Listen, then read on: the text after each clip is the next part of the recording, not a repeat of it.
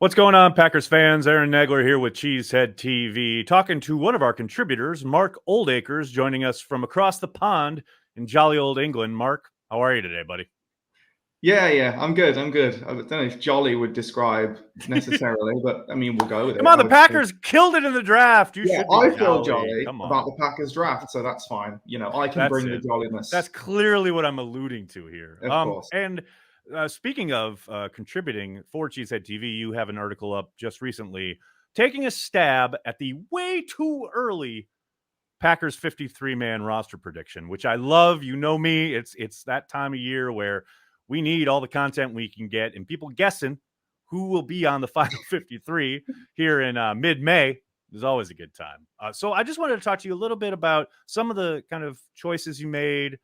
Love to get your thought process on a few of these, but for the most part, I will say I was pretty much in lockstep throughout, and I would love to get just highlight one or two of these. Starting with at quarterback, you have the Packers keeping two in Aaron Rodgers and Jordan Love. Kurt Benkert back on the practice squad. Do you think there's any chance that Benkert makes the 53? I think there is. I think it's going to be a really similar situation to last year, where kind of he had a really good preseason, good camp, and everybody kind of acknowledged that. And I think he made the decision really difficult, and I think he will make it very difficult again. But ultimately, when you're looking at a team that's trying to win the Super Bowl, and there are a lot of tough decisions that are going to come at the end of this roster because they have a pretty deep roster now. I just think keeping a third quarterback when the second quarterback is a former first round pick, I think that just he would have to absolutely make it impossible for them to not keep him, and they didn't keep him last year. So I'm sticking with the two. And like I said, I pretty much agree with that assessment. But you're right. Especially as preseason went on, Benkert really came on, really looked like a gamer, which is tough to replicate in practice. So hopefully he hits the ground running there. But yeah, I think he will make it difficult. But I agree with you. I think it ends up again with Jordan Love as the primary backup. Then looking at running back, you have them keeping three in AJ Dillon, Aaron Jones, and Kylan Hill. I'm interested in Tyler Goodson. I know probably lots of people have looked at his college tape and thought, okay, this kid can tote the rock. I think he can get it done in the passing game as well. I'm with you. What you write about, the possibility of Hill starting on the PUP. Do you think there's a chance they look at a veteran out there? Do they look at an undrafted free agent, or do you think they kind of just roll with what they got? I tend to think they roll with what they've got. I mean, again, this is kind of the start of like a run of a few positions where there's a player coming back from an ACL injury, Right. which of course, yeah, if they land on the pup list like David Bakhtiari did last year, then that could open the possibility for another player to make the roster kind of in their place and maybe hold on to the spot later. I don't know, but I think I can't see them bringing in a kind of veteran back. It's not something they've really done that much under Brian that I've noticed. I think obviously you've got really strong starting duo in Jones and Dillon. Kylan Hill, such a shame he got injured the way he did and when he did, because he was really, he showed something definitely. Yeah, he did. I think he was a bargain where they got him in the draft last year. So that's a talented player there. Like you say, there's a lot of excitement about Goodson. And then even when Patrick Taylor's had to step in, he's performed well for the most part when he's had to play. So again, it's going to be one of those. I think it's really tough to only keep three here because you have Taylor and you have Goodson who will probably show out in preseason and kind of make a stake for a fourth spot. But it's so difficult because there are other positions that you'd like to keep other players as well. And the thing is with the practice squad rules now, where you can kind of just pull somebody up as and when you want, right? It's like, well, if we don't get them on the roster, it's not like that's it, we've lost them, so. Right. And Brian's talked about that a lot too, especially like you say, with the advent of the ability to bring guys up and down. If you don't appear on the initial 53, that certainly doesn't end your tenure. More often than not, especially at running back, like you say, you got three guys, but you got to think there's a good chance one of the others makes it onto the practice squad and is carried throughout the season in case, and that at that position, there are going to be injuries. There's no doubt about it. And then we come to wide receiver, the belle of the ball this offseason. Everybody's got their opinions and been talking about it, but at least now we know we're not pre-draft. We know who they drafted. Clearly, they went and got 3 of them, added a couple more in undrafted free agency. You've got them keeping 6 in Randall Cobb, Romeo Doubs, Alan Lazard, Amari Rogers, Sammy Watkins, and Christian Watson. I pretty much agree with your assessment here, but can you take me through why you think those are the 6, and is there a chance they go with 7? Those are the 6, I think, just because I don't see how any of those 6 don't make the roster, barring one of the rookies or Amari Rogers having like an absolutely horrendous training camp, which are just like, I don't think, that you can't predict that's going to happen. I think those 6 are set in stone. I think Sammy Watkins is, maybe some people would disagree with this, but I think he's essentially a lock to make the roster. I think they could keep 7, but it would be unlike them. And again, I just don't think they need to necessarily. I mean, like six is already like a fairly high number for them. And I mean, again, like you're going to be leaving out some potentially good players. I mean, the 7th round draft pick, Samori Toure, who I really liked. If he doesn't make the roster, that could, be somewhat of a disappointment. But he would surely be on the practice squad unless somebody else picks him up. Juwan Winfrey, who flashed a little bit at times last year. And then Malik Taylor, who's been on the roster a long time as well, kind of been there year in, year out. So it's going to be really tough. I can't see them keeping a 7th receiver because I just don't see necessarily where the usage is going to be and whether it's actually valuable having them on, unless you think that you're going to lose him to another team claiming him on their actual 53. If you cut him, that's the only way I could see it. We always, as Packers fans, like that's our fear, right? But and for the most part, that never I mean, not going to say never, but it rarely happens. And we, as fans, are always kind of overvaluing how guys might appear to personnel people around the league. The only pushback I'd have there is on Sammy Watkins being a lock. I understand probably the thinking there, but to me, you look at his contract, he's very easily cuttable. And I do think it's a long shot. I don't think, there's any question that he most likely makes the roster. But I tell you what, man, if these young kids show out and if Rodgers shows that he's got instant chemistry with them, I would just never say never. He's close to a lock, but I would. No, I might check that a little bit just because I think that's me kind of assuming that the rookies will be typical rookies, but you never you don't know. Like Christian Watson could come in, or Romeo Doubs, who I really like Doubs as well. Right, they could come in and absolutely blow it up, and if they do, then you kind of don't have a need as much for Watkins. But I guess we'll see how camp plays out. Then we go to tight end, where you have them keeping 4 with Tyler Davis, Josiah DeGuara, Mercedes Lewis, and Robert Tonyan. I know the big question mark here is Tonyan, right? As far as I know, Bill Huber has reported that he is going to be, quote, ready for training camp. I don't know what that means. He hasn't really expounded on that.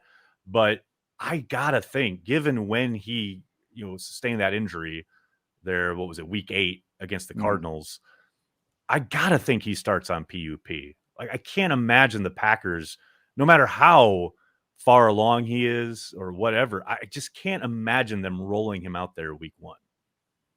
Yeah, I guess it just depends on like if he has the opposite of how David Bakhtiari's recovery went from the ACL. Because I mean, if you take week 9 was like October, so 9 months from that, which can be like almost people can fully recover from ACL injuries in that time. That would take you to July. So I guess there's a chance, and obviously there are positive reports around it. I mean, I was a little bit surprised. I think it was the only real surprise for me in the draft was that they didn't address tight end maybe on in round 3 or 4. I thought they surely would, because there was a lot of good options. And I mean, the tight end room is just really interesting. Like I think there's a lot of projection like involved, like you say, because indeed, right. Tonyan, is he ready? DeGuara, is he going to take that next step? And obviously Tyler Davis, who's been like pumped up by Brian and has flashed at times as well. You're kind of projecting, is it a show of faith in those players, or is it just kind of like, oh, the ball didn't fall this way, and now here we are, and let's just hope it works out? I'm not really sure, to be honest. Yeah, I mean, if you follow me on CHTV, I really like Tyler Davis, but I'm with you. It is a bit of a kind of a projection, right? And I'm also with you. You're right. Like Dominic Daphne could make the roster if Tonyan is down in the PUP. Don't sleep on Elise Mack. I mean, this guy. He's got a lot of questions about Elise Mack.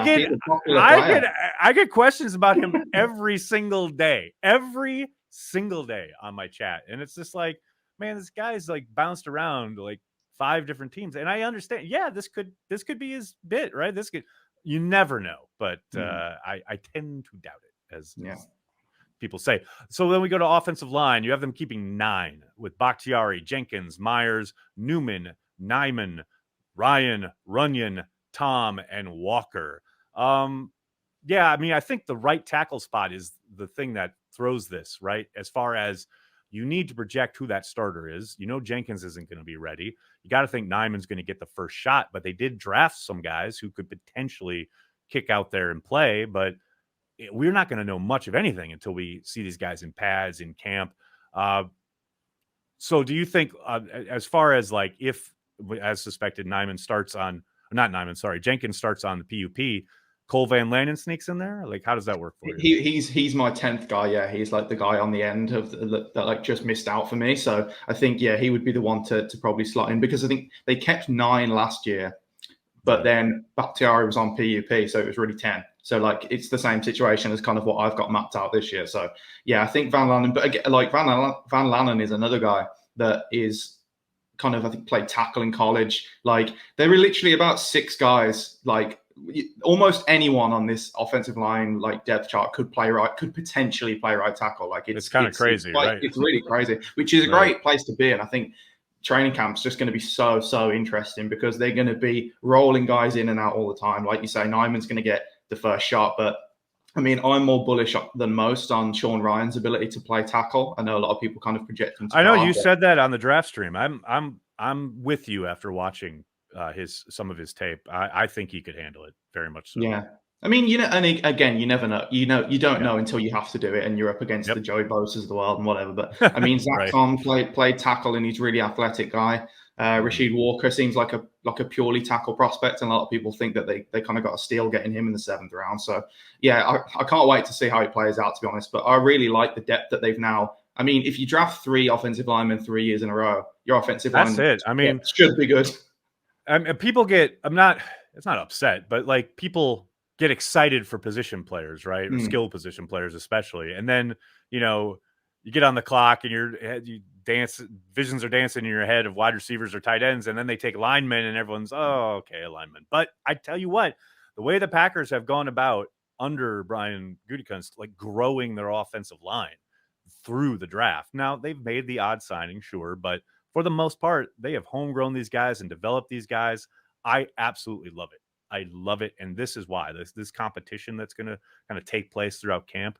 I just think, you know, iron sharpens iron, so to speak, and it shows up on Sundays. Then we switch over to the defensive side of the defensive line. You have them keeping 6 with Kenny Clark, Jonathan Ford, Dean Lowry, Jerron Reed, TJ Slayton, and Devontae Wyatt. Of those, I would say I was very excited about the Reed signing, but now after the draft, I think there's a chance they don't even keep the guy. I mean, I do think most likely he makes the roster, but again, with his contract, he's pretty easy. You can pretty easily move on from him if, you know, the competition bears it out in camp. Yeah, that's a good point, actually. I think bringing in a Devontae Wyatt is kind of like, that will test the necessity for Jerron Reed to be on the roster, definitely. Just because if Wyatt comes in, I mean, and we've seen how explosive the guy is, like, you know, the things he can do. And like, we don't know how camp's going to go and how quickly he'll acclimate. But if they get to the end of camp and they're like, look, this guy is like arguably better than like Dean Lowry and Jerron Reed, like for what we want to do, we can just slide him next to Kenny. He'll probably still won't start the season, because that's kind of how they tend to bring people along, and you've got Dean Lowry there and stuff like that. But yeah, that's going to be really interesting with Reed. He's definitely got some competition now, but I still like that signing, because I think I do too. You've got to look at the depth of it, and it looks pretty deep now. I mean, the trash can full of dirt, Jack Heflin couldn't make my roster, which was my guy. But who knows? I mean, again, we'll go through camp, and we're doing this in mid-May, so anything could happen between now and then. But I'm with you. That was a sad thing to read. Trash can full of dirt. And then on the edge, we've got Kingsley, or JJ, as his friends call him, or he calls himself apparently. Jonathan Garvin, Rashawn Gary, Randy Ramsey, and Preston Smith. No Tipa. You're kicking Tipa to the curb, which I kind of understand.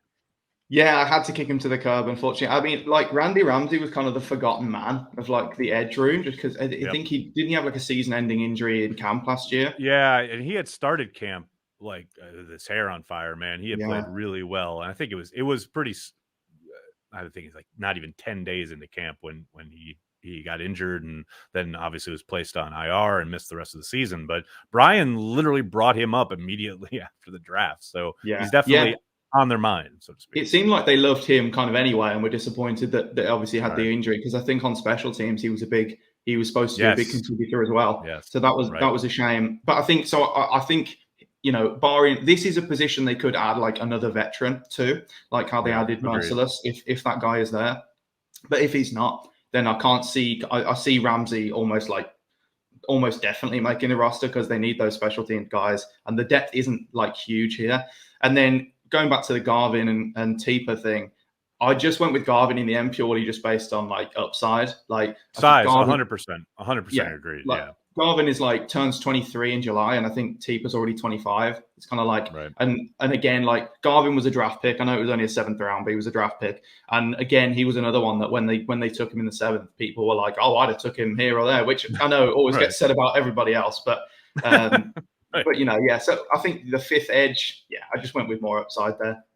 I'm with you, and it's funny because remember what Mike Smith talked about last year when he was asked about Tipa holding up against the run and how he had to Mm, put on. He's like he puts on 10 more pounds, maybe he could blah blah blah blah yeah, become a more regular contributor. It's like as you say, like well, okay, he's an older player now, and yeah. if he was gonna fill out his frame, he would have done it by now. Like I just think, yeah, I'm with you on that call of Garvin.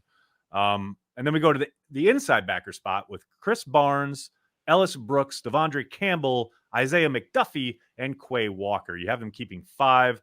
I'm pretty much with you across the board here.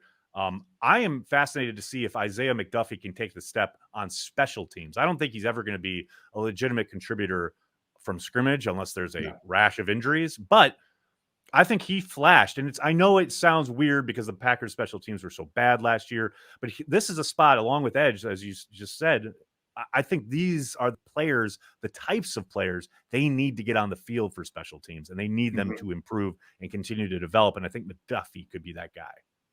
Yeah, I think I went with him just over Ty Summers in the end, purely because I kind of see McDuffie as like the next Ty Summers in terms of like, he's only been on the team a year. He's got 3 years left of control. Summers is going into Right. the final year of his contract, and McDuffie is going to be that special teams linebacker for them. I think. Right. I can't see him like producing that much from scrimmage. So that's just why I went with him. But yeah, I put Ellis Brooks on there as well, who was one of the undrafted guys they picked up. I was really pleased to see them pick him up actually, because I had him as like a potential like fourth rounder. So like when they picked him up, as an undrafted guy, I was pretty pleased with that. I think he's got like the potential down the line to play all 3 downs. But I mean, again, you look at it now, bringing in Walker. I mean, like the top 3 being Campbell, Walker, and Barnes is really strong. Absolutely. It's funny too because Barnes was really inconsistent last year, but his good games were really good. And if he Mm-hmm. can just kind of up the floor a little bit, I think they'll really, really have a phenomenal rotation. Although I don't see Campbell and Walker coming off the field too much later in the season. I think early in the season, you're going to need Barnes as the Yeah. rookie kind of gets acclimated. Then looking at corner, you have them keeping 6 with Jair Alexander, Razul Douglas, Kabion Ento, Shamar Jean Charles, Keyshawn Nixon, and Eric Stokes. Nixon is obviously intriguing because he comes from, the Raiders, from outside the program, which is not, I'm not say unusual for them, but it's, clearly a Bisaccia kind of led signing. So you have to think he's there to help on teams. I don't know how much he brings from scrimmage. I know he played a bit for the Raiders, but it is this is another spot where I wouldn't be surprised if they ended up maybe finding I'm not going to say cheap veteran because who knows, but a veteran down the line or a poaching from someone else's practice squad, what have you, just to kind of shore up the bottom end of this part of the roster. Yeah, that's exactly what I think as well. Looking at the 6, it's a big drop off after like Alexander Stokes and Douglas is. I mean, we saw the potential of how insane that could be in the playoff Right. game. But then kind of the next guy is like you're hoping Shamar Jean Charles makes a jump. He barely played last year, 5th round pick. Right. Nixon, like you say, seems like he's been brought in to kind of help Rich Bisaccia like change the culture or whatever on special teams kind of side of things. And then Ento is just like I described him as the Josh Nyman of the cornerback group. Like Right. every single year without fail, he is there in training camp, and everyone, all the outsiders like us, are sat there going, well, why is this guy here? Like, still, like, are they ever gonna like? They always keep him on the roster, or they practice Right. squad, whatever. And they're also born like exactly one day apart. So that's how I'm now selling him, is that they're determined eventually he's gonna make the roster. And I think this is the year, barring, like you say, if they can find a cheap vet to add to the group that's kind of more proven, I think. Yeah, I think that's definitely a possibility, but I'm pulling for him, no doubt about it. Then at safety, you've got them keeping 4 with Adrian Amos, Tariq Carpenter, Darnell Savage, and Vernon Scott. Of those 4, I would guess that Scott is the one in the most jeopardy. I think this is another spot where they could continue to kind of, go through the waiver wire, go look through free agency, what have you, possibly even make a trade through, during training camp, etc. I think he's solid, if unspectacular. And you got to think, there's obviously Amos and Savage heading into the final years, respectively, of their deals. Although Savage did just get his 5th-year option picked up. It's going to be interesting to see how this position evolves throughout the season, I think. Yeah, I totally agree. I mean, this is maybe another one. I think a lot of people thought they might address even high up in the draft potentially, just because there was the thing about wanting to play 3 safeties, and also, like you say, Amos and Savage are in the last year of their contract anyway. And again, the fall off after those 2. I mean, like the 2 I've got on the roster with them, Carpenter's a rookie coming in. They're not sure whether he's playing safety or linebacker, so he seems like more of a special teams guy. And Vernon Scott was on the roster all last year and like barely played a snap, if at all, from scrimmage. So it's an interesting room. I'm not sure how many veteran safeties there are just chilling out there, but I mean, they could potentially use some help. But I mean, I've got like Innis Gaines, who had a good training camp last year and pushed it pretty close for the roster as kind of the main competition for Vernon Scott, I'm thinking. So we'll just have to see how that plays out. But I mean, overall, the secondary, like the starting 5 of the secondary, looks fantastic. And then after that, it's like, let's hope nobody gets injured at this point. Which we know they will. Yeah. And that's when Brian and his guys, that's where they make their money. And look, they knocked it out of the park last year, picking up Douglas. So you got to have faith in that regard. And then finally, we got the specialists. I won't do all of them, each position. I'll just do specialists. You've got them, obviously, Pat O'Donnell, the new punter, sticking around. We got Stephen Wordle sticking around as the long snapper. I think they continue to look for somebody there. Who knows? And then this is the one that's fascinating, right? You have them keeping Mason Crosby, which I, emotionally and my initial impulse is to say, yeah, probably. But man, they have carried these 2 other kickers for, through the draft now. They've kept Molson around on the practice squad for a year and a half now. I just got to think they will go into camp with 3 kickers and let them compete. And once that happens, anything could happen. You know what I mean? Mm-hmm. Like if one of the other is clearly more consistent, i.e. better than Crosby, there's a chance they make that switch. Yeah, this is going to be it's a really sticky issue, I think, because first of all, not that this will be the deciding factor in any decision, but if they cut Mason Crosby, then Aaron Rodgers is going to flip his lid. So, you know what I mean? Like, I just can't see. He's such a respected member of the locker room. And what's like the first thing that when Rich Bisaccia came in that he did was sign a veteran as his punter who he can trust. And I just feel like he's going to stick with, like you say, unless he absolutely stinks it up in training camp and the other kickers are clearly better than him. The other thing we forget is it's they're not doing this in a vacuum. Like they could win the battle in camp, but then all of a sudden when they have to kick in Lambeau in November and have no idea what the wind's doing. That's why Mason's stuck around as long as that's why he's still here. Yeah, exactly. Although you look at the kickoffs not making it to the end zone anymore, especially in the cold, etc. I get it. It is funny. The Rodgers thing is kind of fascinating to me because I know that's our perception outside, and I agree with you. But then you look, I remember talking to people all leading up to the start of the league year when people were talking about potentially the Packers trading Devontae Adams. And my response was always, oh, Rodgers would absolutely freak out.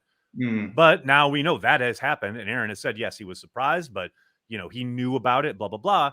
So I got to think it's interesting, that kind of lens we can look at it through is Brian is still making these tough decisions, right?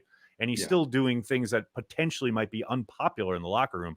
But now he is at least letting Aaron know about it. So I think if that was to be the case, if they made that decision, I would suspect Brian would call Aaron and say, look, I know this is going to be unpopular in the locker room. I know how close you are with Mason, but we're going in another direction. I just think, keeping Aaron in the loop prior to him finding out about it on Twitter, is probably that would be a positive step in the right direction.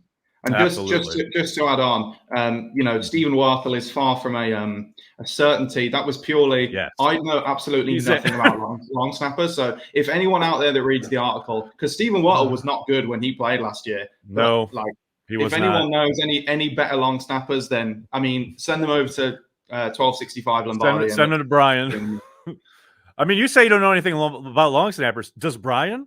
Do the Packers? No, does anyone? They haven't seemingly found a decent one in a while. So. Just ask Rich. Rich might know a guy. I don't know. Rich might know a guy. Let's hope. Mark, I can't thank you enough for hanging out and talking about your way too early 53-man roster projection. Way too early. Thanks a lot, man. Take it easy. No problem. Thanks, man.